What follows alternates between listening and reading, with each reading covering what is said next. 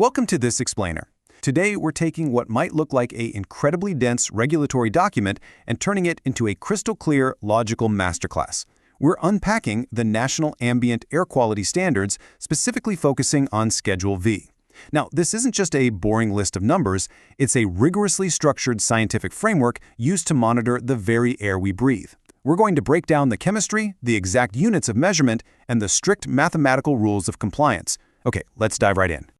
Before we start crunching the data, we have to define exactly what these standards are. Basically, the government has established hard, legal limits for 12 key air pollutants. But what's absolutely vital to grasp here is the dimensional consistency. You've got to pay close attention to the units. We're measuring ambient air concentrations per cubic meter, and we're using micrograms, milligrams, and, for the absolute most toxic substances, nanograms. In regulatory science, missing the difference between a milligram and a nanogram, well, that literally throws off the entire calculation. Here is our quick roadmap for today. First, defining air quality standards. Second, major gases and particulates. Third, trace metals and toxics. Fourth, scientific measurement methods. And finally, the rules of compliance. Let's start with Section 1, Defining Air Quality Standards and the Core Framework Variables. This setup is brilliant because it perfectly illustrates the three-dimensional approach of the entire schedule. Every single compliance limit depends on three intersecting variables. Number one, which of the 12 specific pollutants are we actually testing? Number two, what is the time-weighted average? You see, limits totally change depending on whether you're looking at an annual average, a 24-hour window, an 8-hour window, or just a 1-hour window. And number three, what is the area type? The standards explicitly divide locations into industrial, residential, rural, and other areas versus ecologically sensitive areas as notified by the central government. Moving right along to Section 2, Major Gases and Particulates, focusing on the major compounds. What's really fascinating here is how your geographic location completely dictates the annual legal tolerance for certain gases. Let's look at sulfur dioxide, or SO2, and nitrogen dioxide, NO2. Both are measured in micrograms per cubic meter. For SO2, the annual limit is 50 in industrial or residential areas, but it drops drastically down to just 20 in ecologically sensitive areas. NO2 shows a very similar pattern, stepping down from 40 to 30. And yet, for a short-term 24-hour window, both gases share a strict hard limit of 80 micrograms regardless of what type of area you're standing in. Let's check out a few other major gases: ozone, carbon monoxide, and ammonia. Now watch the dimensional shift happen here. Ozone and ammonia are tracked in micrograms per cubic meter. Ozone allows 100 micrograms over an 8-hour period, and ammonia allows 400 micrograms over 24 hours. But then we get to carbon monoxide, or CO. It's actually permitted in much higher concentrations, which completely changes our unit of measurement over to milligrams per cubic meter. The standard allows 2 milligrams over an 8-hour period and 4 milligrams over a 1-hour period.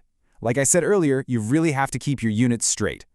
Then we've got particulate matter, which is classified strictly by its physical size. PM10, which is less than 10 micrometers in diameter, and PM2.5, which is less than 2.5 micrometers. The absolutely crucial takeaway here is that PM2.5, because it's physically smaller and therefore able to penetrate much deeper into human lungs, carries way stricter concentration limits. PM10 allows an annual average of 60 micrograms per cubic meter, but PM2.5 only allows 40. And interestingly enough, unlike the gases we just talked about, these particulate limits remain exactly the same whether you're in a heavy industrial zone or a pristine, ecologically sensitive area. Dust is dust. Section 3, Trace Metals and Toxics. We're getting down to microscopic limits now. Notice the stark, sudden shift in our units again. We start with lead at 0.50 micrograms, but arsenic and nickel fundamentally change the entire scale. Arsenic has an annual limit of just 6 nanograms, and nickel is capped at 20. A nanogram is 1/1000th of a gram. To put that crazy number in perspective for you, a single grain of sand weighs about 1,000,000 nanograms. The government is capping arsenic at 6. That mathematically demonstrates just how severely toxic these elements are. They're regulated down to the literal nanogram level. But wait, the absolute strictest standard in this entire document belongs to benzoate-pyrene, specifically in its particulate phase. The annual limit is a staggering 1 nanogram per cubic meter. 1. This specific, incredibly low limit is exactly what you should take away when considering how meticulously the government monitors highly toxic compounds. Moving to Section 4, Scientific Measurement Methods, because all these limits mean nothing without scientific validity. So, how do we actually measure microscopic physical dust? For both PM10 and PM2.5, the schedule mandates highly specific, extremely accurate physical and radioactive measurement methods.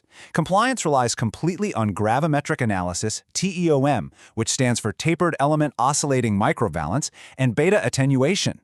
You can't just look at the sky and guess the concentration of particulates. You absolutely must use these approved instruments. On the flip side, measuring invisible gases requires entirely different, highly advanced spectroscopic and photometric techniques. For NO2, ozone, and ammonia, the standard strictly calls for chemiluminescence. SO2 and ozone can be measured using ultraviolet fluorescence or photometry.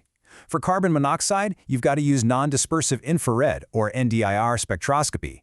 And for benzene, you're looking at a gas chromatography, or GC, based continuous analyzer, or adsorption and desorption followed by GC analysis. Now, extracting trace metals from ambient air, that is a wildly intensive laboratory process.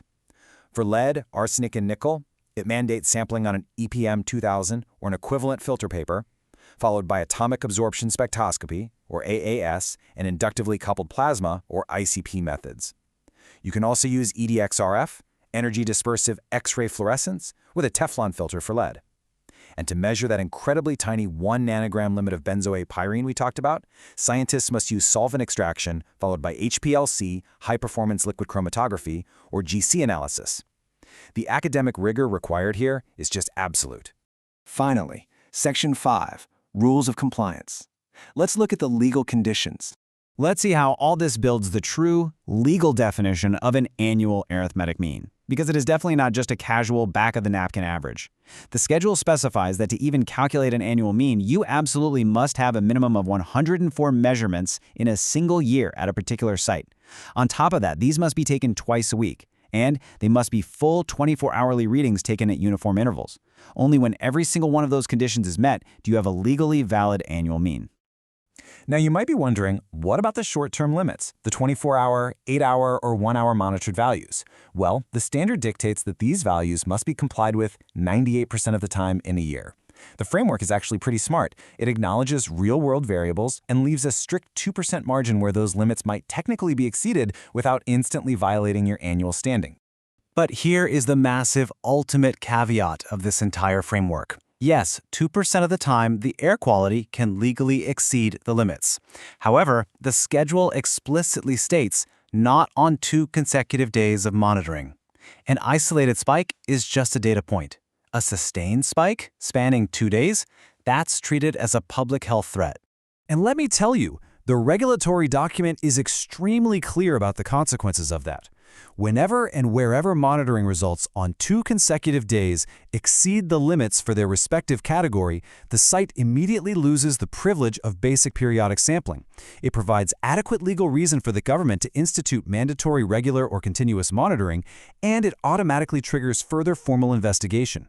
Which leaves us with a provocative final thought to close out this explainer. We've seen the precise formulas, the incredibly strict dimensional unit scaling all the way down from micrograms to nanograms, and these seriously demanding scientific methodologies. Knowing that just 2 consecutive days of bad air triggers a legal mandate for continuous investigation, do you know if the air outside your window right now is technically triggering a federal intervention? Keep these rigorous standards in mind the very next time you check your local air quality report. Thank you for joining me for this masterclass.